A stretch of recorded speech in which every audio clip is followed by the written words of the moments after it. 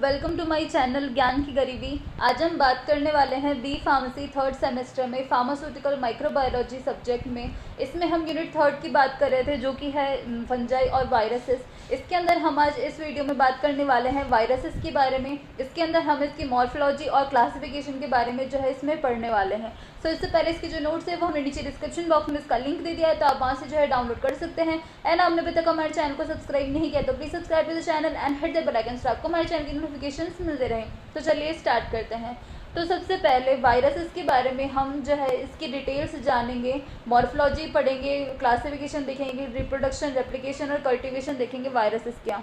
तो इसके अंदर हम इसकी मॉर्फोलॉजी और क्लासिफिकेशन पढ़ने वाले हैं।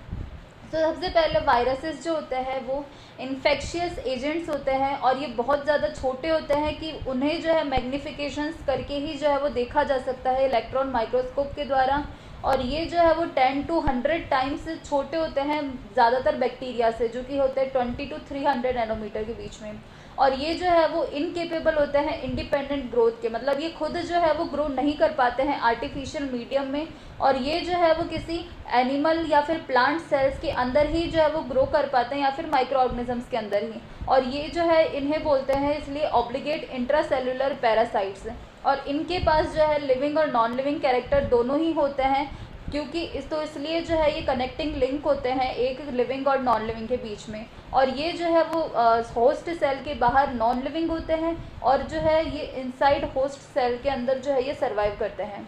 तो सबसे पहले इसकी हम मॉर्फोलॉजी देखें वायरसेस की। तो सबसे पहले जो वायरल का जो जेनेटिक मटेरियल होता है वो या तो डीएनए होता है या आरएनए होता है, लेकिन वायरसेस में जो है ये दोनों एक साथ नहीं होते हैं।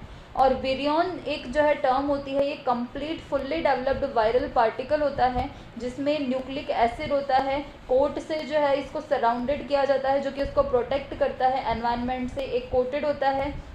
और ये जो है वो एक व्हीकल की तरह सर्व होता है एक होस्ट सेल से अनदर होस्ट सेल की ट्रांसमिशन में।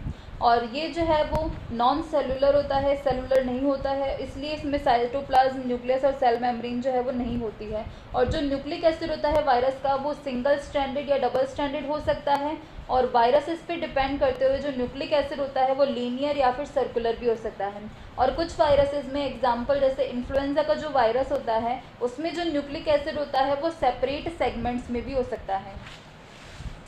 इसके बाद में है कि जो न्यूक्लिक एसिड होता है वायरसेस का वो प्रोटीन कोट से सराउंडेड होता है। उस प्रोटीन कोट का नाम होता है कैप्सिड।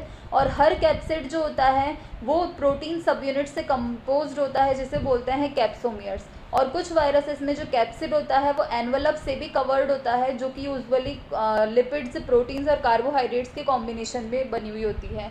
और डिपेंड करते हुए वायरसेस में जो एनवलप्स होती है वो स्पाइक्स जो है वो कंटेन करती भी है और कुछ में नहीं होते हैं स्पाइक्स, जो कि एक कार्बोहाइड्रेट प्रोटीन कॉम्प्लेक्सेस होते हैं जो कि एनवलप की सरफेस से बाहर निकलते हैं। स्पाइक्स नुकीले जो है ये कुछ होते हैं। और कुछ वायरसेस में जो है वो होस्ट सेल से जो है वो अटैच होते हैं स्पाइक्स की मदद से। और ये जो है कैरेक्टरिस्टिक्स होती है जो कि आइडेंटिफिकेशन में भी जो है वायरसेस में यूज़ होती है।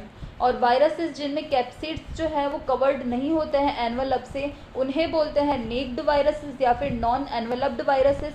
और जो कैप्सिड होता है नेक्ड वायरस का वो न्यूक्लिक एसिड को जो है प्रोटेक्ट करता है न्यूक्लियर एंजाइम्स से बायोलॉजिकल फ्लूइड्स के अंदर, और प्रमोट करता है वायरस का अटैचमेंट ससेप्टेबल होस्ट सेल्स में।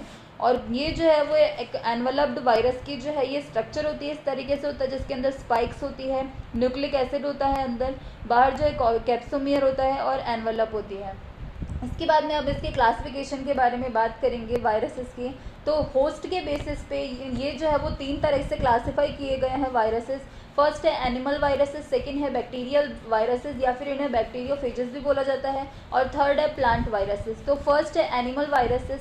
ये जो है ये वायरसेस इन्फेक्ट करते हैं एनिमल्स को, और एनिमल सेल्स की इनको ज़रूरत होती है उनके होस्ट की तरह से। और इसके अंदर एक ही तरह का न्यूक्लिक एसिड प्रेजेंट होता है, या तो डीएनए या फिर आरएनए, लेकिन एक साथ दोनों नहीं होते हैं। और ये कुछ डिजीजेस कॉज करते हैं जैसे एड्स हो गया, हेपेटाइटिस हो गया, पोलियो हो गया। इसके बाद में सेकंड टाइप है बैक्टीरियल वायरसेस या फिर बैक्टीरियोफेजेस।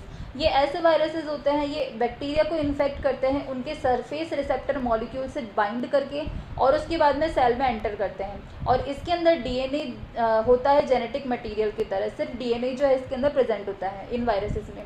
इसके बाद में थर्ड टाइप का वायरस है प्लांट वायरसेस। प्लांट वायरसेस ऐसे वायरसेस होते हैं जो कि प्लांट्स को अफेक्ट करते हैं, और ये पैथोजेनिक होते हैं हायर प्लांट्स के लिए। ये जो है वो नॉर्मली इंसेक्ट्स होते हैं और कुछ फंजाई भी होती है, और ये हार्मलेस होते हैं ह्यूमन के अंदर और एनिमल्स के अंदर। इसमें एग्जांपल है tobacco mosaic virus, potato virus, Y etcetera.